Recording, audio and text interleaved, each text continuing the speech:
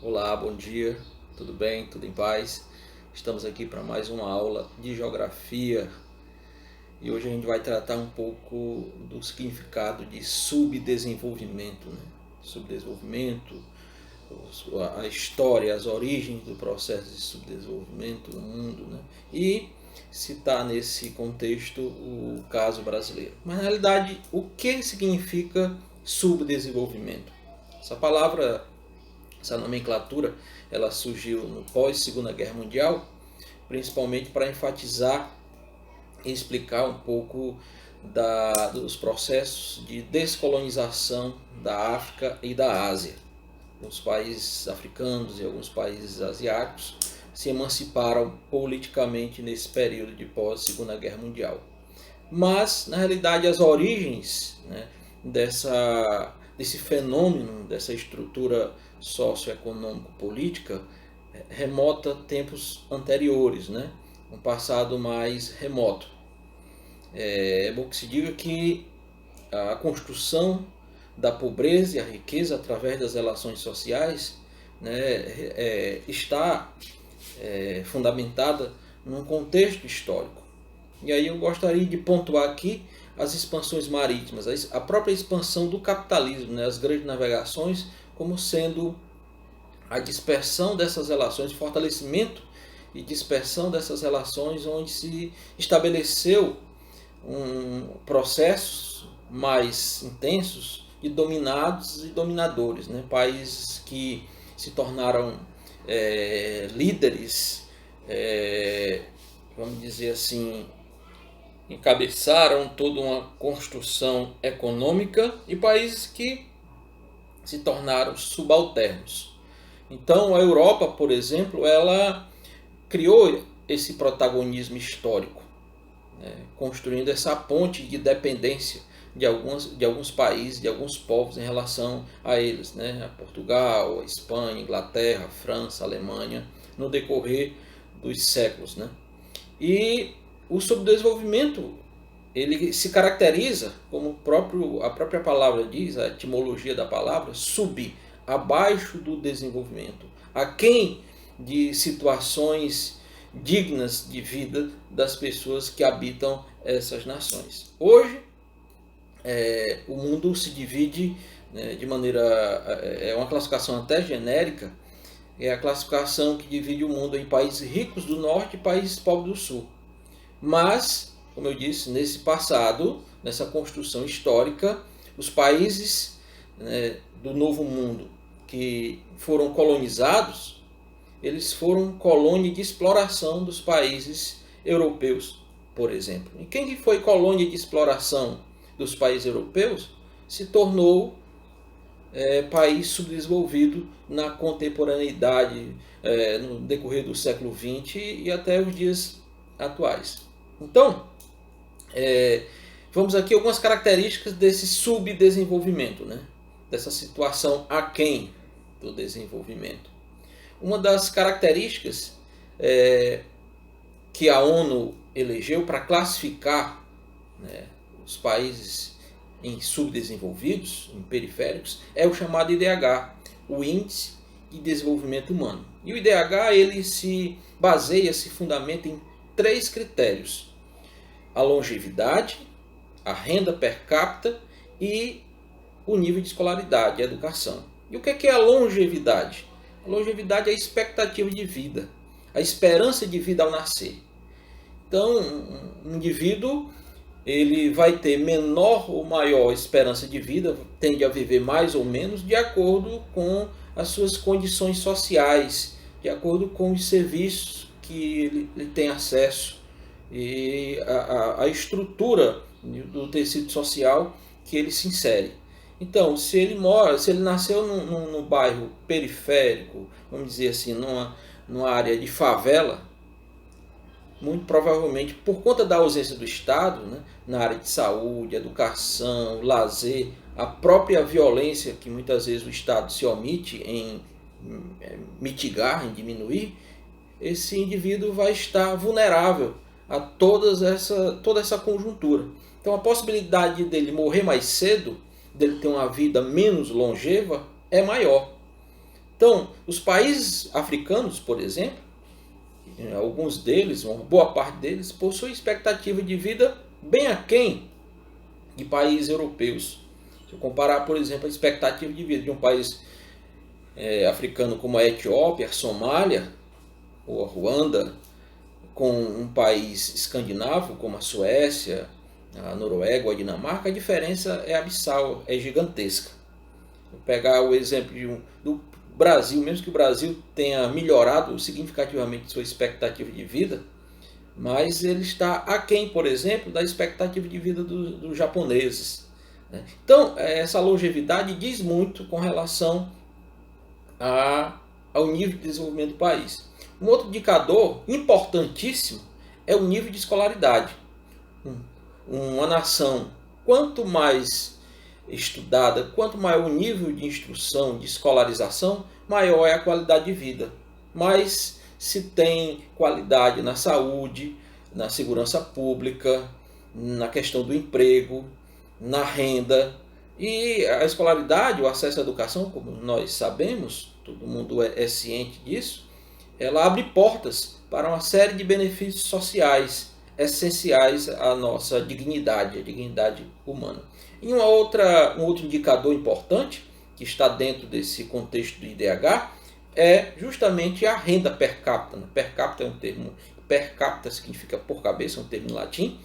É uma média, mas aqui o sentido é de ter acesso ao poder de compra, né, ter acesso aos bens de acordo com suas condições de renda. Então esse tripé, longevidade, expectativa de vida, nível de escolaridade e renda per capita, é o que indica a condição de desenvolvido ou subdesenvolvido. Os países subdesenvolvidos têm esses indicadores bem vulneráveis.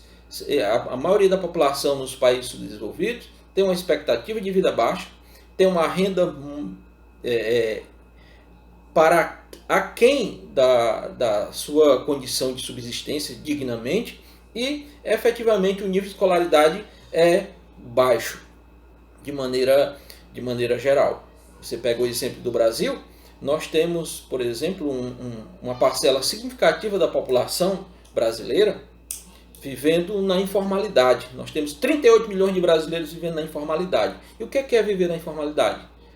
É não ter seguridade social, não ter uma renda fixa, é viver nessas oscilações, né, da economia e sendo, de certo modo, desamparado pela estrutura estatal, né, pela a estrutura de poder no nosso país. Nós temos 5 milhões de brasileiros, quase 5 milhões de brasileiros desalentados. Quem que são os desalentados? São aquelas pessoas que já pararam de procurar emprego, bateram várias portas e desistiram, né? Temos um efetivo de desempregados muito grande, um contingente de desempregados muito grande, que chega a 13 milhões. E aí, nesse contexto de pandemia, a tendência, segundo os especialistas, é aumentar. Então, esses indicadores, por exemplo, no caso brasileiro, que nós não estamos numa situação socioeconômica tão extrema, assim como alguns países africanos, nós temos sinais, né, dessa perversidade que a construção histórica do subdesenvolvimento elaborou. Ok?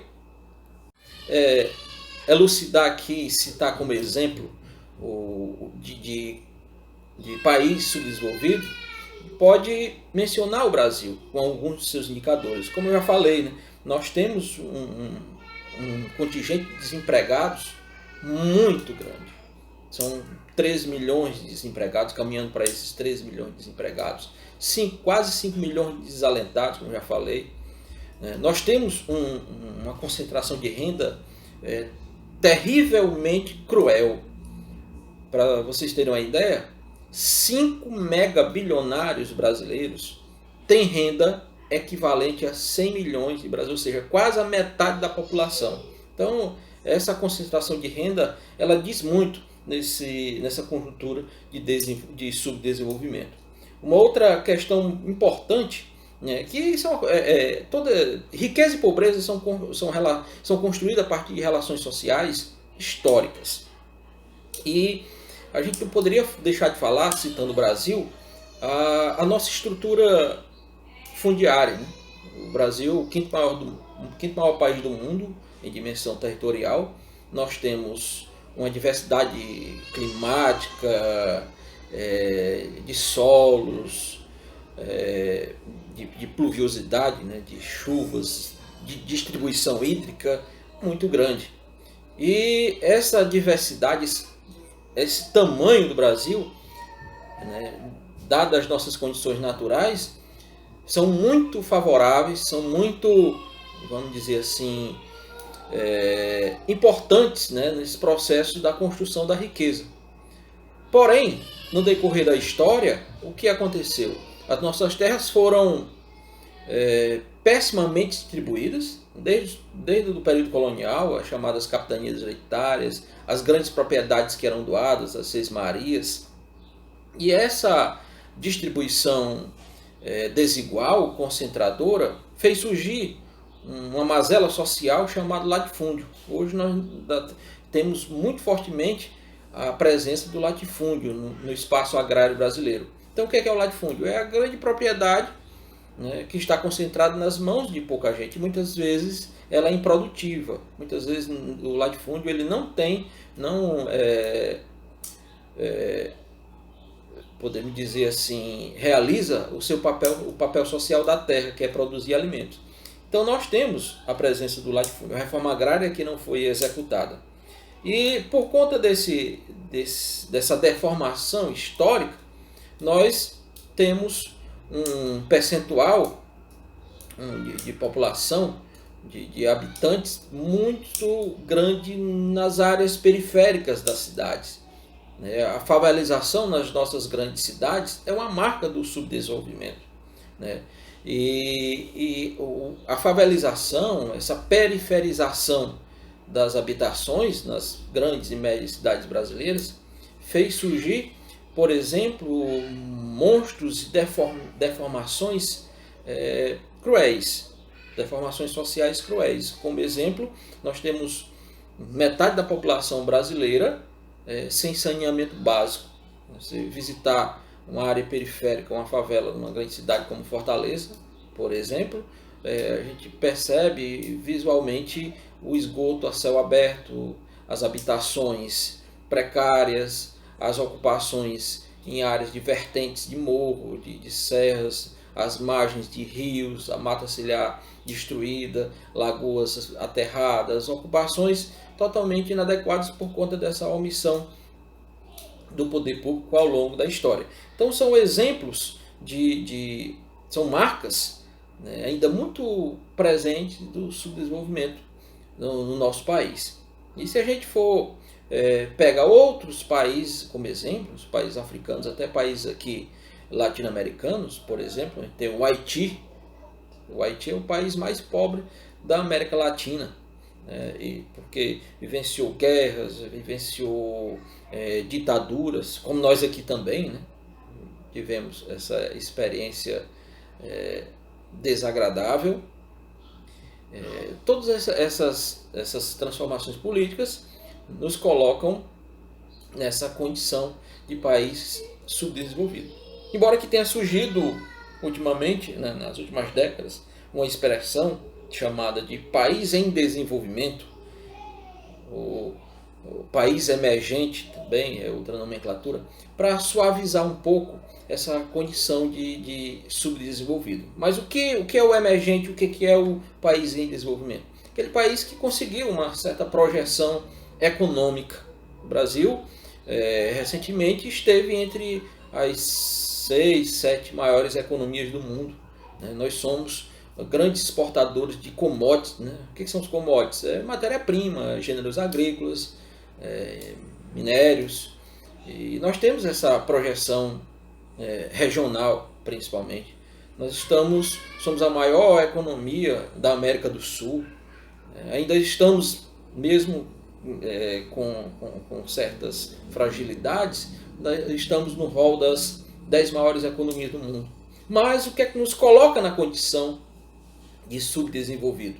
As desigualdades sociais, a concentração de renda que ainda persiste nas nossas relações sociais. Então nós não superamos problemas elementares, estruturais, como a saúde, a precariedade na saúde, a precariedade no nosso sistema educacional, o acesso à moradia, como eu disse, o saneamento básico, o acesso à água tratada. Essas situações do cotidiano, muitos problemas ainda estão vivos na nossa sociedade. Então é isso que nos, vamos dizer assim, encaixa, né? Nos enclausura nessa cerca, nesses muros do subdesenvolvimento. Ok? Um abraço e até a próxima.